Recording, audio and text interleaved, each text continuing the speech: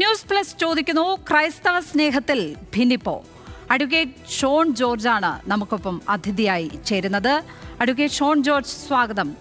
ഇത് എന്തുകൊണ്ടാണ് ഈ വിരുദ്ധ അഭിപ്രായങ്ങൾ ഉണ്ടായിരിക്കുന്നത്? BJP സംസ്ഥാന അധ്യക്ഷനിൽ നിന്നും സംസ്ഥാന ജനറൽ സെക്രട്ടറിയിൽ നിന്നും മറ്റ് നേതാക്കളിൽ നിന്നും ഒരു ഭിന്നിപ്പ് നമുക്ക് കാണുന്നുണ്ട് ആ പ്രസ്താവനകൾ കേൾക്കുമ്പോൾ. അത് എന്താണ്?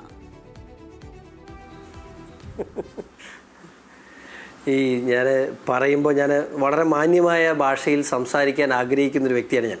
പക്ഷേ ഞാനൊരു കാര്യം ചോദിച്ചോട്ടെ, ഇതിനകത്ത് നിങ്ങൾക്കിത് സ്നേഹയാത്ര വേണമെന്നാണോ വേണ്ടെന്നാണോ, അതോ പാർട്ടിക്കകത്ത് ഇതിൻ്റെ പേരിൽ അഭിപ്രായ വ്യത്യാസമുണ്ട് എന്ന് സ്ഥാപിക്കലാണോ ഈ ചർച്ചയുടെ ലക്ഷ്യം? എനിക്ക് മനസ്സിലാകുന്നില്ല. ഒന്ന്, ഈ പാർട്ടിയെ സംബന്ധിച്ചിടത്തോളം ഈ പാർട്ടിയിൽ നിങ്ങൾ പറയുന്നത് ശരിയാണ്, ഒരു കാലത്ത് ക്രൈസ്തവ സമുദായം അധികമൊന്നും ഈ പാർട്ടിയിൽ ഉണ്ടായിരുന്നൊരു കാലഘട്ടമല്ല. പക്ഷേ ഇപ്പോൾ ആ ഒരു സാഹചര്യം മാറിയിരിക്കുന്നു. ഈ കേരളത്തിൽ ഈ പാർട്ടിയിലേക്ക് നൂറുകണക്കിന് ആയിരക്കണക്കിന് ക്രൈസ്തവ സഹോദരങ്ങൾ ഈ പാർട്ടിയുടെ ഭാഗമാണെന്ന്. അതുകൊണ്ട് തന്നെ ഒരു സ്നേഹയാത്ര എന്ന് പറയുന്ന ഒരു പ്രോഗ്രാമിലേക്കൊന്നും പോകേണ്ട കാര്യമില്ല. അല്ലാതെ തന്നെ ഇന്ന് എനിക്കൊന്ന് 30 ജില്ലാ കമ്മിറ്റികളും, സംഘടനാ ജില്ലകൾ 30ആണ്, ആ 30 ജില്ലാ കമ്മിറ്റികളും ഇന്ന് അതാത് പ്രദേശത്തെ ബിഷപ്പ് ഹൗസുകളിലും അതുപോലെ പ്രധാനപ്പെട്ട ദേവാലയങ്ങളിലും എത്തി ആശംസകൾ അറിയിച്ചിട്ടുണ്ട്. പ്രധാനപ്പെട്ട മത മേലധ്യക്ഷന്മാരെ നേരിട്ട് കണ്ടിട്ടുണ്ട്. ബഹുമാനപ്പെട്ട സംസ്ഥാന പ്രസിഡന്റ് കർദിനാൾ, ഇന്ന് കേരളത്തിലെ ഏറ്റവും ജീവിച്ചിരിക്കുന്ന ഏറ്റവും തലമുതിർന്ന കർദിനാൾ എന്ന് പറയുന്നത് നമ്മുടെ ജോർജ് ആലഞ്ചേരി പിതാവാണ്. പിതാവിനെ രാവിലെ 8:30 മണിക്ക് ഇന്ന് രാവിലെ പിതാവിനെ കണ്ടിരുന്നു. മാത്രമല്ല ഇന്ന് പാലക്കാട്, കോഴിക്കോട്, താമരശ്ശേരി, പാല എല്ലാ സ്ഥലങ്ങളിലും പ്രധാനപ്പെട്ട ദേവാലയങ്ങളിൽ പോവുകയും അതുപോലെ തന്നെ ഈ ക്രൈസ്തവ രൂപതകളിൽ ചെന്ന് പിതാക്കന്മാരെ കാണുകയൊക്കെ ചെയ്തിട്ടുണ്ട്. ഞാൻ ചോദിച്ചത് ഇത് എന്താണ് നിങ്ങൾ ഈ ചർച്ച കൊണ്ട് ലക്ഷ്യം വെക്കുന്നത് എനിക്ക് മനസ്സിലായില്ല. ഇപ്പോൾ നമ്മുടെ ഈ പറയുന്ന ഒരു ഒരു ഒരു ഒരു ഒരു മുസ്ലിം ആഘോഷമാകട്ടെ, ഒരു ക്രൈസ്തവ സമൂഹത്തിൻ്റെ ആഘോഷമാകട്ടെ, ഇതൊരു പാർട്ടി പ്രോഗ്രാം വിട്ട് നടത്തേണ്ടതല്ല. അതിനപ്പുറത്തേക്ക് കൂടുതൽ അതിൻ്റെ പേര് തന്നെ നമുക്കറിയാം, സ്നേഹയാത്ര, സ്നേഹത്തിൻ്റെ മെസ്സേജ് കൊടുക്കുക എന്നുള്ളതാണ് ഇതിൻ്റെ ലക്ഷ്യം. അത് ഞങ്ങളിപ്പോൾ ഞങ്ങളുടെ ഉള്ളിൽ തന്നെ, ഇപ്പം ഞാനൊരു കാര്യം പറയട്ടെ, ഞാൻ ഒരു ബ്രാൻഡഡ് ക്രിസ്ത്യാനി എന്ന് പറയാം. ഞാൻ പാലാ രൂപതക്കാരനായ സിറോ മലബാർ സഭ അംഗമായ ഒരു വ്യക്തിയാണ്. എനിക്ക് ആരെങ്കിലും ആശംസ തരേണ്ട കാര്യമുണ്ടോ? ഒരു BJP കാരൻ എന്ന നിലയിൽ മാത്രമല്ല, ക്രൈസ്തവ സഭാ അംഗം എന്ന നിലയിൽ ഞാൻ ഇന്നലെ രാത്രിയിൽ പള്ളിയിൽ പോയി, ഇന്ന് രാവിലെ പള്ളിയിൽ പോയി, ഇന്ന് എൻ്റെ ചുറ്റുവട്ടം കാണുന്ന മുഴുവൻ ആളുകൾക്കും ഈശ്വര ആശംസകൾ. ഞാൻ 2-3 മണിക്കൂർ ഇന്ന് പള്ളിയിലുണ്ടായിരുന്നു. മുഴുവൻ എല്ലാവരെയും കണ്ട് ആശംസ അറിയിച്ച വന്ന് എൻ്റെ വികാരിച്ചനെ കണ്ട് ആശംസ അറിയിച്ചു. ഇന്നലെ മിനിയാന്നൊക്കെ ആയിട്ട് ദുഃഖവെള്ളിയായിട്ട് ബന്ധപ്പെട്ട് ഞങ്ങളുടെ അരിയുത്ര വെല്ലിച്ചമല, ഞങ്ങളുടെ ഇരാറ്റുപേട്ടയിലെ അരിയുത്ര പള്ളിയുടെ ഒരു മലയാണ്. 10,000-കണക്കിന് ആളുകൾ പങ്കെടുത്തു. ഞാനൊക്കെ മുഴുവൻ സമയം അവിടെ ഉണ്ടായിരുന്നു. വന്ന ആളുകളെ മുഴുവൻ കാണുകയും അവരെ വിഷുകൾ അറിയിക്കുകയും നമ്മുടെ ആശംസകൾ അറിയിക്കുകയും ഒക്കെ ചെയ്തിട്ടുണ്ട്. ഞാൻ പറഞ്ഞത് അങ്ങനെ ഒരു പ്രത്യേക പരിപാടി നടത്തി അരമനകളിലേക്കോ പള്ളികളിലേക്കോ പോയിട്ടില്ല എന്നല്ല അഡ്വക്കേറ്റ് ഷോൺ ജോർജ് പറഞ്ഞത്. ഇവിടെ BJP സംസ്ഥാന അധ്യക്ഷൻ പറഞ്ഞിരിക്കുന്നത് അങ്ങനെ ഒരു പ്രത്യേക പേരിട്ട് പരിപാടിയൊന്നും വേണ്ട എന്ന് പറഞ്ഞിരിക്കുന്നു. 2023 ഈസ്റ്ററിന് അത് നമ്മൾ കണ്ടതാണ്. സ്നേഹയാത്ര തുടങ്ങുന്നു. അതിനുശേഷം ക്രിസ്മസിന് വിപുലമായ പരിപാടിയായിട്ട് തന്നെ സ്നേഹയാത്ര BJPയുടേത് നടക്കുന്നത് കണ്ടതാണ്. മാധ്യമങ്ങൾ വാർത്ത കൊടുത്തിരുന്നു. ഇപ്പോൾ നരേന്ദ്രമോദി അന്ന് ആദ്യമായി ക്രൈസ്തവ ദേവാലയത്തിൽ എത്തി എന്ന തലക്കെട്ടോടെ വാർത്തകൾ വരുന്നതൊക്കെ കണ്ടിട്ടുള്ളത് കൊണ്ട് ചോദിക്കുകയാണ്. അതിന് പിന്നാലെ തെരഞ്ഞെടുപ്പും നടക്കുന്നുണ്ടായിരുന്നു. പക്ഷേ ഇപ്പോൾ എല്ലാം ഒന്ന് അടങ്ങിയപ്പോൾ ആ പേര് ഇട്ട് നടത്തുന്നതിൽ എന്താണ് പ്രശ്നം എന്നേ ചോദിച്ചോളൂ. അത് പക്ഷേ സംസ്ഥാനത്തെ മറ്റ് നേതാക്കന്മാർ അങ്ങനെയല്ല, സ്നേഹയാത്ര തന്നെയാണ് നടക്കുന്നത് എന്ന് പറയുകയും ചെയ്തു. സംസ്ഥാന അധ്യക്ഷൻ പ്രത്യേകമായി പറഞ്ഞിട്ടുണ്ട് അങ്ങനെ ആ പേര് ഒന്നും പ്രത്യേകിച്ച് പേരൊന്നും വേണ്ട എന്ന്. അതെന്തുകൊണ്ടാണ് എന്നുള്ളതിൽ ക്ലാരിറ്റി വരുത്തുകയാണ്. വളരെ വളരെ വളരെ സ്പഷ്ടമാണ്. അദ്ദേഹം പറഞ്ഞ ആ അഭിപ്രായത്തോട് ഞാൻ 100% സംസ്ഥാന പ്രസിഡന്റ് അഭിപ്രായത്തോട് യോജിക്കുകയാണ്. അതിനകത്ത് ഇനി ഒരു പേരിട്ട് മാറ്റി നിർത്തേണ്ട ഒരു സമുദായമല്ല ക്രൈസ്തവ സഭ, പ്രത്യേകിച്ച് BJPക്കുള്ളിൽ വലിയ രീതിയിൽ ക്രൈസ്തവ സമൂഹത്തിൽ നിന്നും വലിയ മുന്നേറ്റമുണ്ടായിട്ട്. ഞാൻ പറയട്ടെ, ഈ കഴിഞ്ഞ കാലങ്ങളിൽ BJPയുടെ ചരിത്രം എടുത്ത് പരിശോധിച്ചാൽ കഴിഞ്ഞ 45 വർഷത്തിനിടയിൽ ഏറ്റവും തുറന്ന സമീപനം BJPയുടെ ദേശീയ നേതൃത്വത്തോടെ ഏറ്റവും തുറന്ന സമീപനം ക്രൈസ്തവ സഭ സ്വീകരിച്ച വർഷമാണിത്. അതാണ് നിങ്ങൾ മനസ്സിലാക്കേണ്ടത്. ആ അസ്വസ്ഥതകളാണ് ഇതുപോലെയുള്ള ചർച്ചകളുടെ അടിസ്ഥാനമെന്ന് നിങ്ങൾ മനസ്സിലാക്കുക. CBCI, Catholic bishop council of India, ഓപ്പണായിട്ട് ഇവിടുത്തെ MPമാരോട് വഖഫ് ഭേദഗതി നിയമത്തെ കേന്ദ്ര സർക്കാർ, മോഡി സർക്കാർ കൊണ്ടുവന്ന വഖഫ് ഭേദഗതി നിയമത്തെ അനുകൂലിക്കണമെന്ന് പറഞ്ഞു. കേരള കാത്തലിക് ബിഷപ്പ് കൗൺസിൽ ഇവിടുത്തെ ഏറ്റവും പ്രബലമായ ബിഷപ്പ് കൗൺസിലാണ്. ആ കൗൺസിൽ ഒഫീഷ്യലായിട്ട് ഇവിടുത്തെ MP-മാർക്ക് നിർദ്ദേശം നൽകി, നിങ്ങൾ വഖഫ് ഭേദഗതി നിയമത്തെ അനുകൂലിക്കണം. കേരള കൗൺസിൽ ഓഫ് ചർച്ചസ്, അതായത് ഓർത്തഡോക്സ്, മാർത്തോമായ, യാക്കോബായ, CSI ഉൾപ്പെടെ ബന്ധുക്കോസ് ഉൾപ്പെടെയുള്ള സമുദായങ്ങളുടെ ഏറ്റവും പ്രബലമായ സംഘടനയാണ്. അവർ ഓപ്പണായിട്ട് BJP കൊണ്ടുവന്ന വഖഫ് ഭേദഗതി നിയമത്തെ അനുകൂലിക്കുന്ന സാഹചര്യം ഉണ്ടായി. ഇതൊക്കെ കാണുമ്പോൾ ഇവിടെ ചില ആളുകൾക്ക് ചില ബുദ്ധിമുട്ടുകൾ ചില മാധ്യമങ്ങൾക്കുണ്ട്. ആ ബുദ്ധിമുട്ട് ചെറുതൊന്നുമല്ല, വലിയ ബുദ്ധിമുട്ടാണ്. ക്രൈസ്തവ സഭ BJPയോട് അടുക്കുന്നു എന്ന് കാണുമ്പോൾ ഏതെങ്കിലും ഒരു കുത്തിത്തിരിപ്പുണ്ടാക്കാൻ വളരെ മെനക്കെട്ടിറങ്ങിയ ചില ആളുകളുടെ ഒരു ആശങ്ക എന്നതിനപ്പുറത്തേക്ക് ഇതിന് യാതൊരു പ്രസക്തിയില്ല എന്ന് ഷോൺ ജോർജ്, ഇത് എന്തെങ്കിലും അസ്വസ്ഥതയുടെയോ കുത്തിത്തിരിപ്പിന്റെയോ ഫലമായിട്ട് ചോദിക്കുന്നതല്ല. താങ്കളെ പോലുള്ള ഒരാൾ അടുത്ത കാലത്തായിട്ടാണ് താങ്കളും താങ്കളുടെ പിതാവടക്കമുള്ളവരും ഈ BJPയിലേക്ക് ചേരുന്നത്. അപ്പോൾ ഇത് കാലാകാലങ്ങളായി BJPയെ സംബന്ധിച്ച് ഇവിടെ നടക്കുന്ന രാഷ്ട്രീയ ചർച്ചകളുണ്ട്. അതിന്റെ ഒരു തുടർച്ച തന്നെയാണ് ഈ ചോദിക്കുന്നത്. അതല്ലാതെ പെട്ടെന്നൊരു കുത്തിത്തിരിപ്പിന്റെ ഭാഗമായി ചോദിക്കുന്നതല്ല. ഇപ്പോൾ വഖഫ് നിയമ ഭേദഗതിയുമായി ബന്ധപ്പെട്ട് ആ ഭേദഗതി വന്നാൽ ഉടൻ തന്നെ മുനമ്പത്തെ പ്രശ്നം പരിഹരിക്കപ്പെടും എന്നാണ് ആ സമരപ്പന്തലിൽ പോയി BJP നേതാക്കന്മാർ പറഞ്ഞുകൊണ്ടിരുന്നത്. പക്ഷേ അങ്ങനെയല്ല. അവിടുത്തെ സമരസമിതി നേതാക്കൾ തന്നെ ഞങ്ങൾ ഈ തീരുമാനം കേട്ട് ഞെട്ടിപ്പോയി, കിരൺ റിജിജുവിൻ്റെ പ്രസ്താവന കേട്ട് എന്ന് പറഞ്ഞത് വേറെ ആരുമല്ല, മാധ്യമങ്ങളല്ല, അവിടുത്തെ സമരസമിതി നേതാക്കളാണ്. ഷോൺ,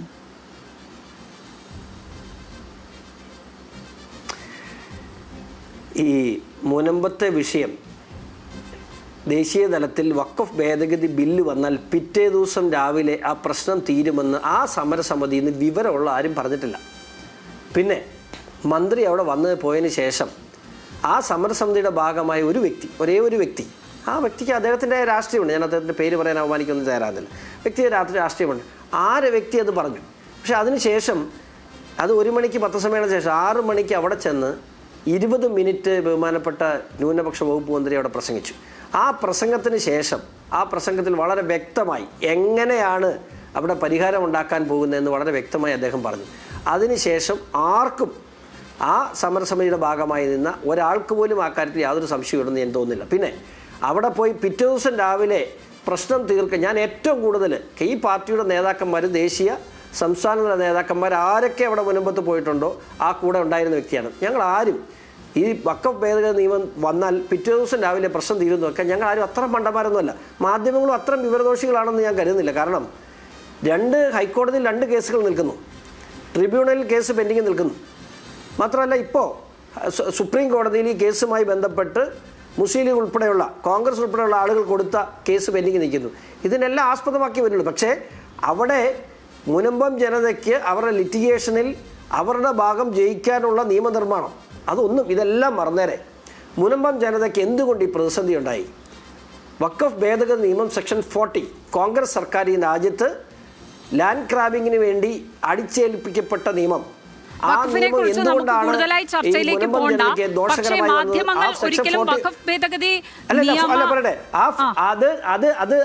അത് ഡിലീറ്റ് ചെയ്ത് കളഞ്ഞു ഈ സർക്കാർ. ഇനി ലോകത്തൊരിടത്തും ഇന്ത്യ മഹാരാജ്യത്തൊരിടത്തും ഒരു മുനമ്പ് ആവർത്തിക്കില്ല. ഈ ഭേദഗതി വന്നാൽ ഉടൻ ഈ പ്രശ്നം പരിഹരിക്കും എന്ന ഒരു പ്രചരണവും നടത്തിയിട്ടില്ല. അത്തരം വാർത്തകളൊന്നും തന്നെ കൊടുത്തിട്ടില്ല. അഡ്വക്കേറ്റ് ഷോൺ ജോർജ്, ഇവിടെ മാർ ജോസഫ് പാംപ്ലാനി അടക്കമുള്ളവർ നടത്തിയ വിമർശനങ്ങൾ നമുക്ക് മുന്നിലുണ്ട്. നിങ്ങൾ പറഞ്ഞ അങ്ങനെയാണ്, സമരപ്പന്തലിലേക്ക് പോയി പറഞ്ഞു, സമരപ്പന്തലിലേക്ക് പോയി നേതാക്കന്മാർ പറഞ്ഞു. കുത്തിത്തിരിപ്പ് നടത്തിയെന്ന് പറഞ്ഞപ്പോ നിങ്ങൾക്കത് നിങ്ങളെയാണെന്ന് തോന്നിയാൽ എനിക്കൊന്നും ചെയ്യാനില്ല. ഞാൻ മാധ്യമങ്ങൾ കുത്തിത്തിരിപ്പ് നടത്തുന്നു എന്ന് പറഞ്ഞപ്പോൾ നിങ്ങൾക്കത് നിങ്ങളെ തന്നെയാണ് പറഞ്ഞതെന്ന് തോന്നിയാൽ എനിക്കതിനകത്തൊന്നും ചെയ്യാനില്ല. മാർ ജോസഫ് പാംപ്ലാനി അടക്കമുള്ളവർ ഉന്നയിച്ച BJP വിമർശനമുണ്ട്. ആ പശ്ചാത്തലത്തിൽ കൂടിയാണ് നമ്മൾ ഈ ചർച്ചയും ഈ ചോദ്യങ്ങളും ഒക്കെ ചോദിക്കുന്നത്. അതിൽ ജബൽപൂർ അടക്കമുള്ള വിഷയങ്ങൾ പറഞ്ഞിട്ടുണ്ട്, മണിപ്പൂർ അടക്കമുള്ള വിഷയങ്ങളുണ്ട്. അപ്പോൾ ഇവിടുത്തെ ക്രൈസ്തവ സഭാ നേതാക്കന്മാർ തന്നെ, അങ്ങനെ മേലധ്യക്ഷന്മാർ തന്നെ ഈ കാര്യങ്ങൾ ഉന്നയിക്കുമ്പോൾ, അവരുടെ ആശങ്ക ഉയർത്തുമ്പോൾ, നിങ്ങൾ ആളുകളിലേക്ക് ഇപ്പോൾ തദ്ദേശ സ്വയംഭരണ തെരഞ്ഞെടുപ്പൊക്കെ വരാൻ പോവുകയാണല്ലോ, PC ജോർജും ഷോൺ ജോർജും ഒക്കെ ക്രൈസ്തവ വിശ്വാസികളുടെ അടുത്തേക്ക് വോട്ട് തേടി പോകുമ്പോൾ ഈ ആശങ്കകൾ നിങ്ങളോടും ആളുകൾ പങ്കുവയ്ക്കില്ലേ എന്നുള്ളതാണ് ചോദിക്കാനുള്ളത്. അല്ലേ, ഞങ്ങൾ കോൺഗ്രസിനെ, കേരള കോൺഗ്രസിനോ CPM-നെ പോലെയല്ല. ആളുകൾ ആശങ്കകൾ പറഞ്ഞാൽ ക്രൈസ്തവ മേലധ്യക്ഷന്മാർ ആശങ്കകൾ പറയാൻ ബാധ്യതപ്പെട്ട ഉത്തരവാദിത്തപ്പെട്ട ആളുകളാണ്. ബിഷപ്പ് ജോസഫ് പാംപ്ലാനി കഴിഞ്ഞ ദിവസം ഒരു പ്രസ്താവന നടത്തി. അദ്ദേഹം അത് പറയാൻ ഉത്തരവാദിത്തപ്പെട്ട വ്യക്തിയാണ്. ഇപ്പോൾ നാഗ്പൂർ പ്രശ്നമുണ്ടായി, അല്ലെങ്കിൽ ഇൻഡോറിൽ പ്രശ്നമുണ്ടായി. ഇത്തരം കാര്യങ്ങളിൽ അഭിപ്രായം പറയാനും ആകുലതകൾ പങ്കുവെക്കാനും ഉത്തരവാദിത്തപ്പെട്ട വ്യക്തികളാണ് അവരത് ഞങ്ങളടുത്ത് പങ്കുവെക്കുന്നുണ്ട്. ഇവിടെ കോൺഗ്രസ്സുകാരുടെ അവരോട് എന്ത് മറുപടിയാണ് പറയാനുള്ളത്? ക്രൈസ്തവ ന്യൂനപക്ഷങ്ങൾ നേരിടുന്ന, രാജ്യത്ത് നേരിടുന്ന ആക്രമണങ്ങളെ കുറിച്ച് എന്ത് മറുപടിയാണ് പറയാനുള്ളത്? ഗ്രഹാം സ്റ്റെയിനെ കൊന്ന കുറ്റവാളി ജയിൽ മോചിതനായി, അദ്ദേഹത്തെ ജയ് ശ്രീറാം മുഴക്കി സ്വീകരിച്ചു. സമയം തരൂ. ഓക്കെ, ഇതിനൊക്കെ എന്ത് മറുപടിയാണുള്ളത്? നിങ്ങൾ എത്ര വർഷമായി പറഞ്ഞു, ഇനി അതൊന്നും ഏൽക്കില്ല. ഞാനിപ്പോൾ പറയാം. അല്ല പറയാം. ഞാനൊരു കാര്യം, ഇപ്പോൾ ജബൽപൂരിൽ ഒരു വൈദികൻ ആക്രമിക്കപ്പെടുന്ന സാഹചര്യം ഉണ്ടായി. അവിടെ എങ്ങനെയാണ് BJP ഇടപെട്ടത് നിങ്ങൾക്കറിയോ? ബഹുമാനപ്പെട്ട കേന്ദ്ര ന്യൂനപക്ഷ വകുപ്പ് മന്ത്രിയും കേന്ദ്ര ന്യൂനപക്ഷ വകുപ്പ് സഹമന്ത്രിയും കേരളത്തിൻ്റെ സംസ്ഥാന പ്രസിഡന്റ് രാജീവ് ചന്ദ്രശേഖറും ഒരു ദിവസം പൂർണ്ണമായും മാറ്റിവെച്ച ആ വിഷയത്തിൽ ഇടപെടുകയും അവിടെ കൃത്യമായി FIR ഇടിപ്പിക്കുകയും അവിടെ ആളെ അറസ്റ്റ് ചെയ്യുകയും അവർക്കുള്ള സുരക്ഷ ഒരുക്കുകയും ചെയ്തു. ഈ കോൺഗ്രസ് എന്തായത്? കേരളത്തിലുള്ള അച്ഛൻ്റെ വീട്ടിൽ പോയിരുന്നു ഫോട്ടോ എടുത്ത് കേരളത്തിൽ അല്ല പറയട്ടെ, എൻ്റെ പൊന്ന് കൊച്ചെ ഒന്ന് പറയാൻ സമ്മതിക്കൂ. ഞാൻ പറയട്ടെ, അവിടെ ഇപ്പോൾ ഇൻഡോറിലൊരു പ്രശ്നം ഉണ്ടായി, സമാന്തരമായ പ്രശ്നം. അന്ന് ഹോം മിനിസ്റ്റർ നേരിട്ട് ഇടപെട്ടു. 1 മണിക്കൂർ കൊണ്ട് അവരെ പൂർണ്ണമായും അവരെ സുരക്ഷിത സ്ഥാനത്തേക്ക് മാറ്റി അവർക്കെതിരെ വന്ന മുഴുവൻ ആളുകൾക്കെതിരെ നിയമ നടപടി സ്വീകരിച്ചു.